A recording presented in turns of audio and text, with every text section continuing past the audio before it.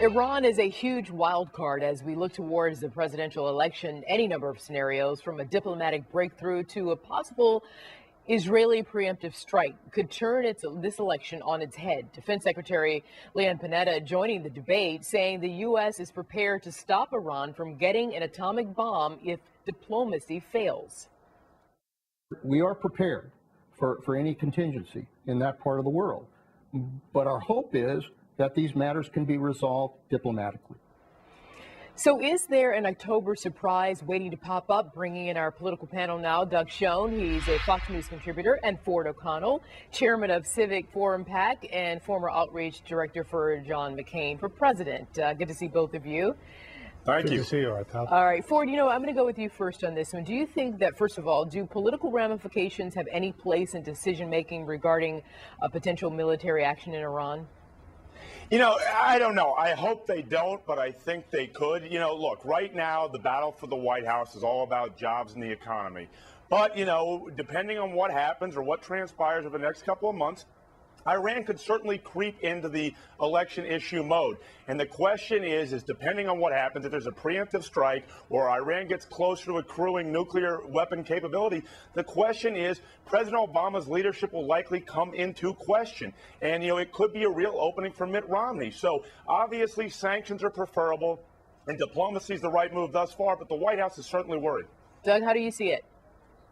Well, I must tell you, I don't think politics has any place in this, and I am discouraged and disappointed on Memorial Day weekend that Ford would intimate that it does. President Obama did exactly what he should have. He took prudent risks to get Osama bin Laden. I believe that the coalition the president's assembled hopefully will have success in discouraging Iran from pursuing a weapons-grade uranium and building a bomb.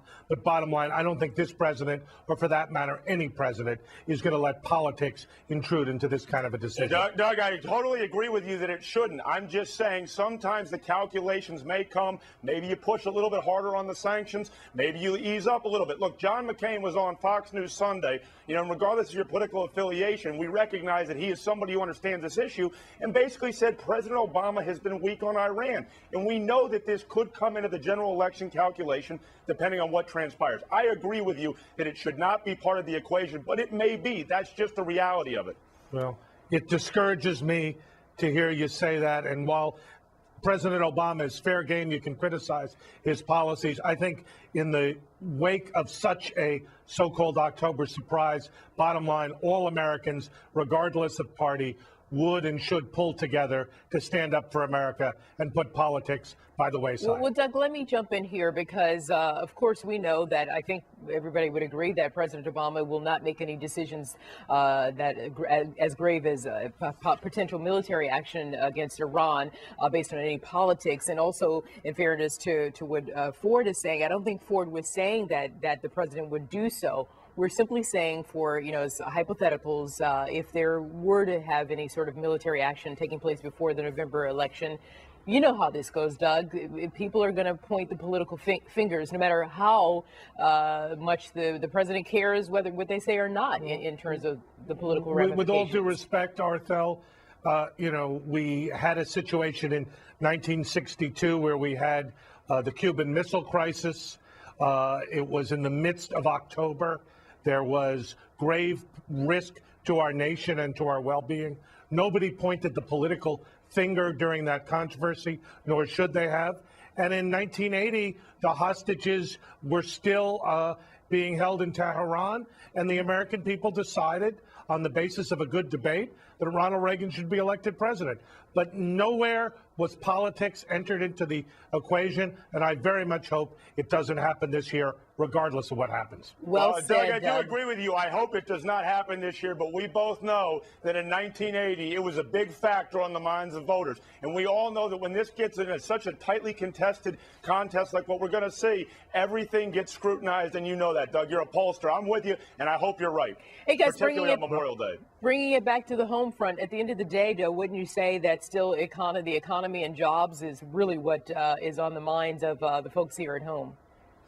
Well, I think economy and jobs, yes, but I would be remiss if I didn't say on the Memorial Day weekend the issue of unity, common purpose and American exceptionalism and our unique role in the world is equally on people's mind. And as an American, I reach out to Ford and all Republicans to say that we've got to keep the world safe, do what we can to preclude nations like Iran and North Korea from pursuing the nuclear option. Isn't that the truth? It's not about the red, it's not about the blue, it's about the red, white, and blue.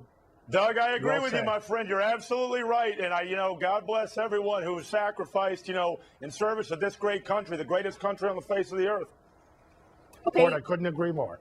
Then we're going to leave it there. Doug Schoen, Ford O'Connell, thank you very much for, it's kind of nice to have you guys, agree that at the end of the day, it's really about us as Americans, and we really have to focus on that, if no other time, right now. So I'm going to get off my soapbox. Absolutely, couldn't agree more. Absolutely. Absolutely, my thank friend. you very much. And, it's true, right? We certainly agree with that. Yeah. The sentiment, all the sacrifices that have been made to preserve democracy, to protect our lives. And today's an important day to remember that. So thank you out there And for thank being with us.